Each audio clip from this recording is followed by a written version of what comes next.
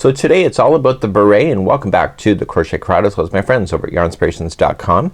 So today we have 3 patterns that you see here. They're each the same. So there are 3 videos that will be appearing on YouTube. Each will be their own thumbnail so that you can see that. So if you love this one here and you've just followed this one, you don't need to change that. It's the same video. So all 3 videos for these will be exactly the same. So it's just a matter of changing out the thumbnail. So what we have here is that it's working from the top down. So we're gonna start in the crown area and work our way out and then come back in like this. So what you're going to notice is that when you finish this, this brim here will be a lot deeper on all 3. And what this is, and I keep saying that, I'm sorry about that, you fold it in and then you sew it on the inside, and that's going to create an extra thickness to your brim. But you can also put an elastic stretchy thing that's elastic that's optional inside. So not like a rubber band, but the fabric elastic. You can put it around your head, get the right kind of ideas, secure it, and then when you go to fold it over, put that inside, so then the brim will be elasticized for you. So that's something that you can do. So you'll be using a Red Heart Soft today. You could use your Red Heart Super Saver. I'm gonna be using Bernat Premium yarn. A 5.5mm size eye crochet hook is the prescription today, and we're going to begin. So let me take you to the Bridget pattern here. Again, they're all written the same, but I will be focusing on that one in particular as following the instructions. So let's begin to look at that next. Let's begin our beginning chain, and we're just gonna create a slip knot. This is classified as an easy level. Could almost be a beginner if you're that determined. And you're going to chain a total of 5. So 1, 2, 3, 4, and 5, and slip stitch to the 5th one away, which is the very starting, to form the ring, and pull through. And you have the ring, and make sure that the straggler will be wrapped around the ring so that you can get that stuck underneath so you don't have to sew later. Let's begin round 1 next. So the top of the berets have like a 5-point section. So using it in granny squares, it's 4, like you got 4 sides. This in case it will be 5 that you'll see when you happen to do this. So we're going to begin in chaining 3. So 1, 2, 3, and put 2 more double crochet into the ring. Go right up over top of that straggler, and then you don't have to sew that in later. So just go right up over that. And then you're going to chain 1 after that, and then do another 3 double crochets, and you're gonna do that so that you can see 5 groups of 3 double crochets that are separated with the chain 1 space. Okay, so that after you get that one done, chain 1 and then do another one, and I'll stay silent for the remaining of the round.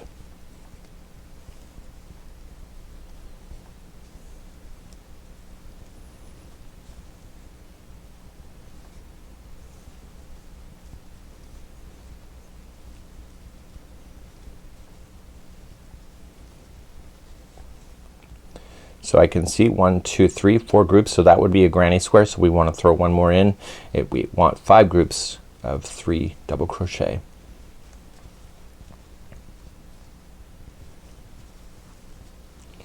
Okay, and then when you finish, so 1, 2, 3, 4, 5 groups, chain 1 to finish, and then slip stitch to the top of the first chaining 3 that you started with. Now if you went over the straggler like you should have, then just cut that out now, get that out of your face, and we'll move on to round number 2 next.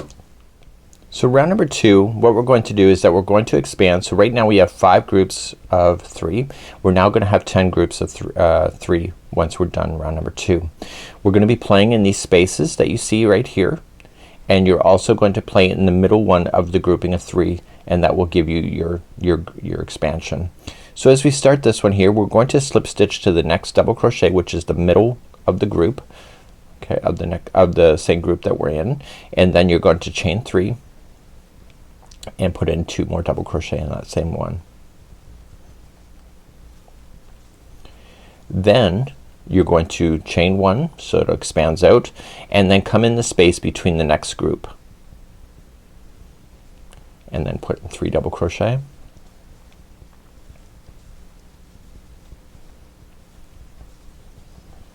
Then chain 1 to expand, and then come to the middle one of the grouping of 3. Did you get that?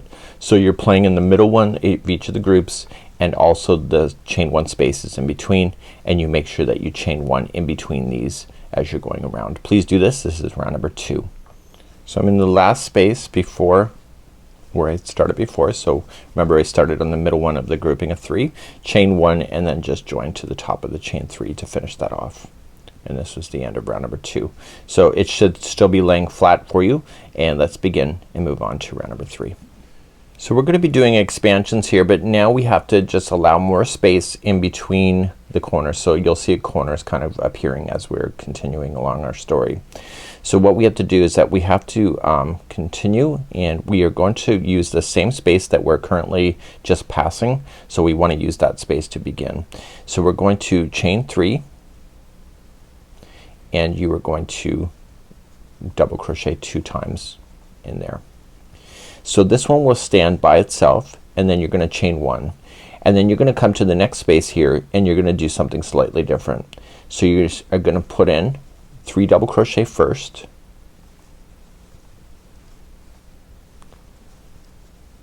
and then chain 1, and in the same one 3 double crochet again.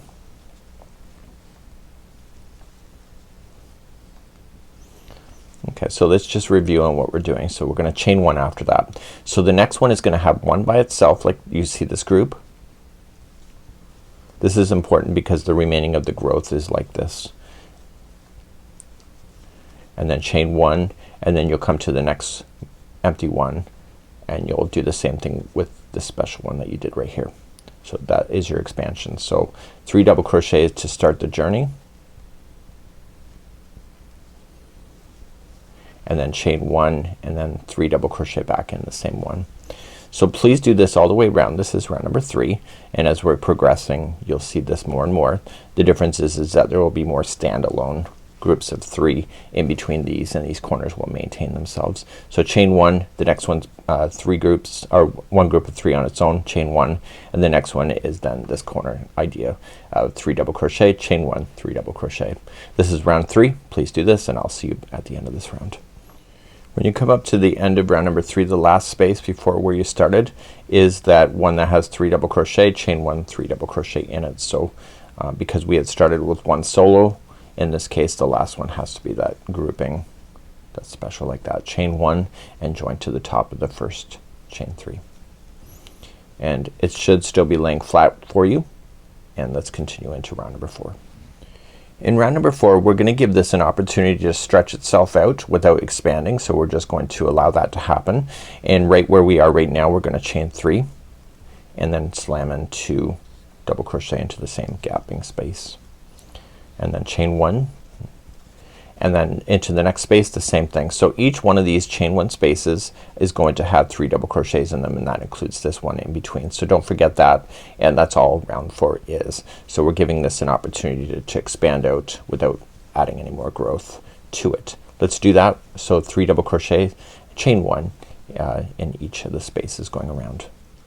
So I'm just finishing the last one before the first one starts, and then just join it to the top of the chain 3. Let's move on now to round number 5. We're gonna do another expansion. It should still be pretty flat for you, and let's continue to round number 5. So round number 5 is similar to round number 3, how we did the expansion. So we had 1 on its own, and then we had this grouping of 2 that you see. The difference of round number 3 versus 5 is that there's gonna be 2 of these groups first, and then this expansion here. So that's our goal. So let's begin. So chain up 3 and put in 3 double crochet, or sorry, 2 double crochet into the first one. That chain 3 counts as a double crochet. Then chain 1 and do the next one by itself as well. So 3 double crochet, and then chain 1, and then the next one here will be an expansion. So it'll be 3 double crochet first,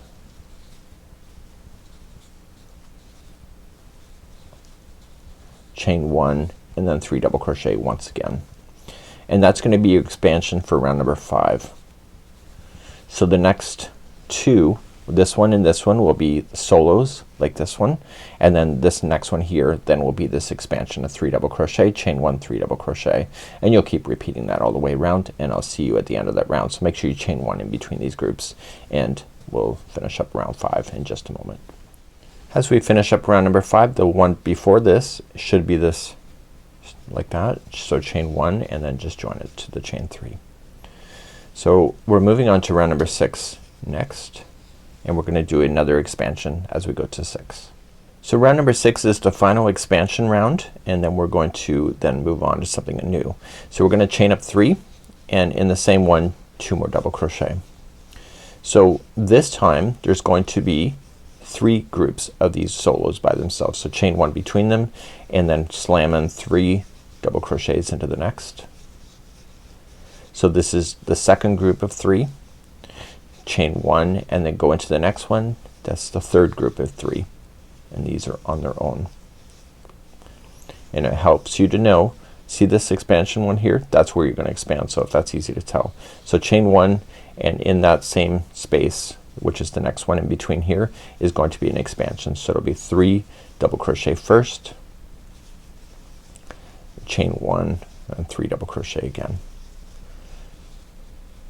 So that's kind of easy to remember, just to look for that word that's already expanded before that you expand again. So chain 1. So let's review. So this one, and this one are all, the 3 of those will be solos. And then see this one here, that's the expansion, that'll expand again just like we did here. So I want you to do this all the way around. This is round number 6. So I'm coming all the way around on number 6, chain 1 and then just join it. So what I would like you to do, if you have your pattern, great. If you're not, you should have now a pentagon. So let me just zoom you out at this moment. So it looks like a pentagon at this moment, and now rounds 7, 8, 9, 10 and 11, there's 5 rounds, are each going to be round number 4. Now round number 4, you remember how we just slammed in just a grouping of 3 in between each space? That's all we're gonna do. So what this is gonna do is it's gonna expand it. You'll notice that it will round off even more, and it also will come and start forming into a bowl shape over the top of the head. So what I need you to do, rounds 7, 8, 9 and 10 and 11, this is what's next. 7, 8, 9, 10, 11, just chain up 1 and put in 2 double crochet into the same one.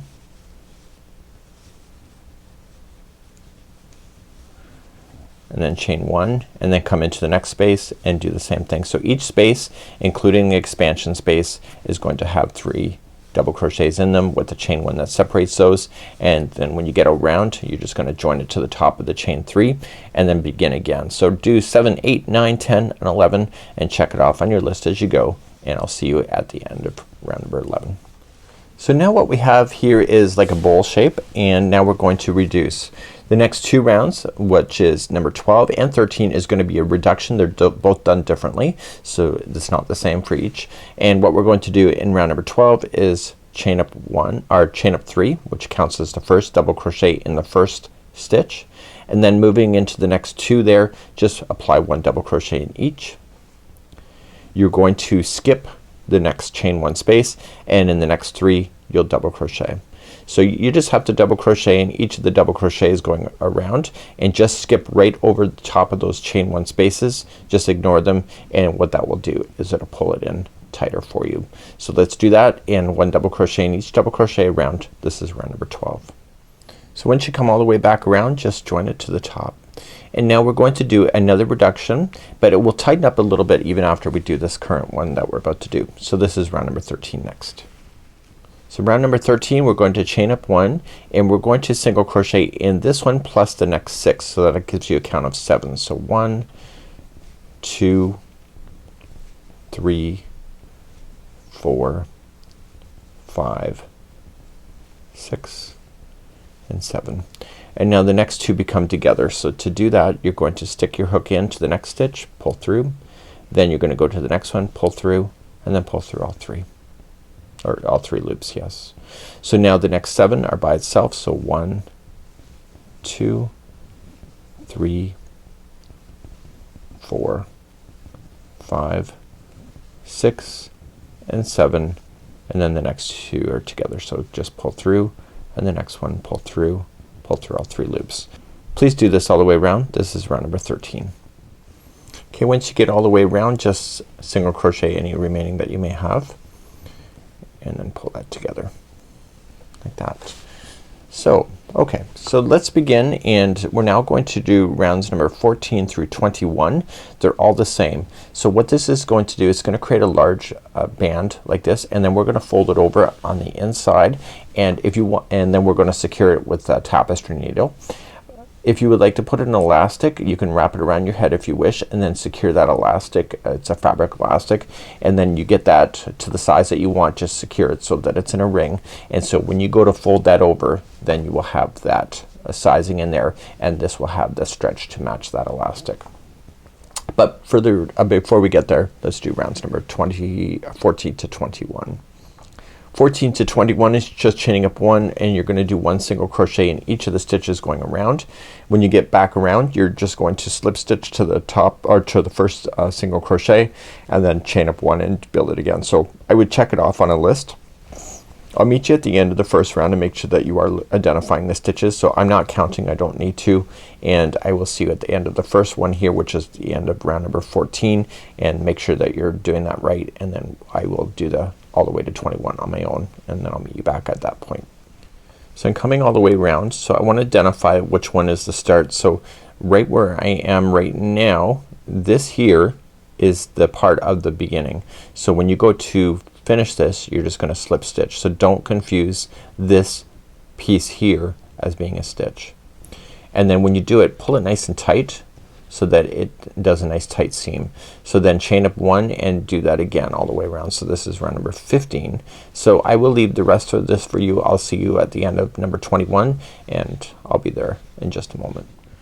In the next part of this tutorial, I'm gonna show you what I'm doing right now, but remember that before you do this, that elastic, that if you would like to do it, has to be slid in before you do this, so that this will be underneath. So you're going to place that fabric elastic in there, so just shape it to your head and just secure it, and then just put it on the inside of this rim so that it's gonna be trapping underneath this particular section. So I'll show you what I'm doing next. Sorry, I just realized I forgot to show you that.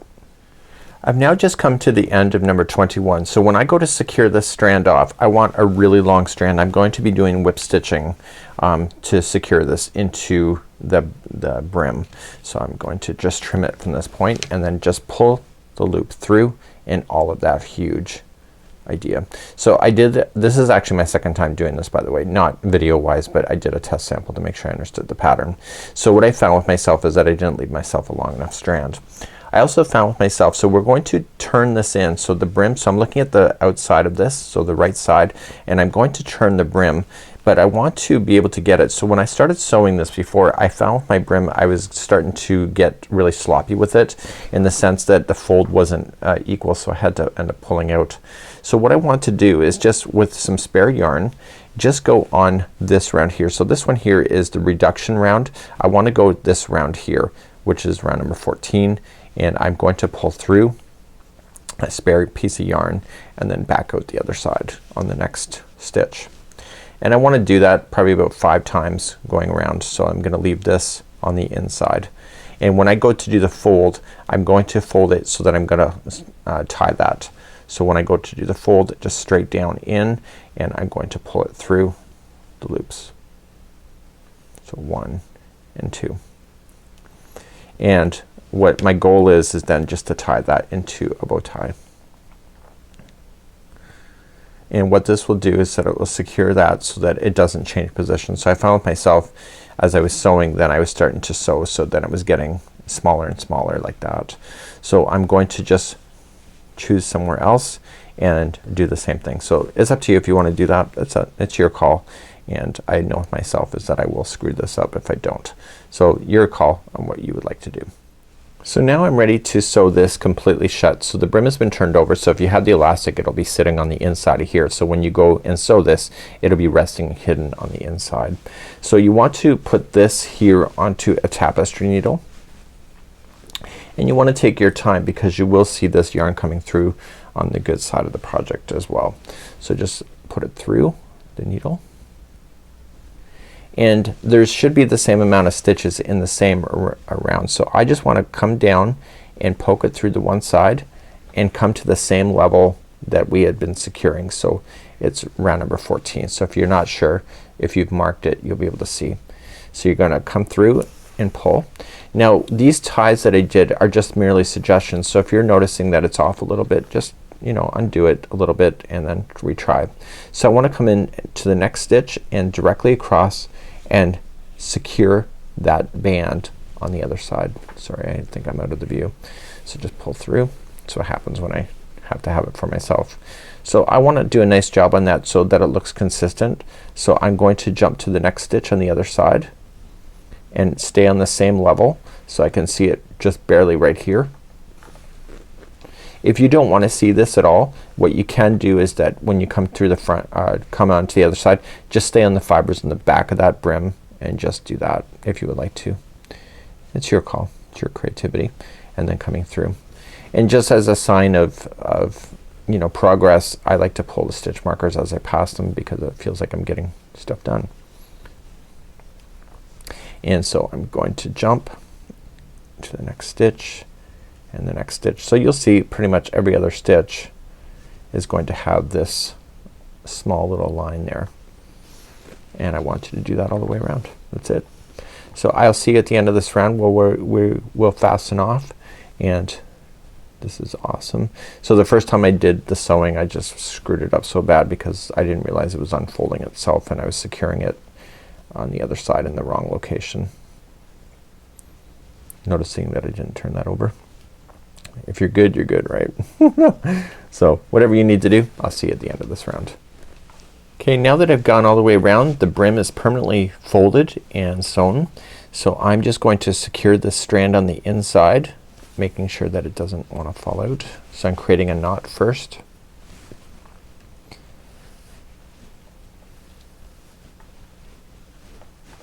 Okay, and then what I can do then is just drag it in and out at of the inside of the brim. So don't make sure that needle doesn't hit the other side of this. So I know from experience. So I'm just gliding it along the fibers that are on the inside of the hat. So back and forth a total of 3 times we'll secure this so that it should never fall out on you. And of course if you need to tie another knot, that's up to you, but you shouldn't have to. So now that it's secured, you can just cut that right into the project itself, and therefore you have a hat to enjoy. So this is pretty awesome, right? So let me just back you out. So this is what we did today.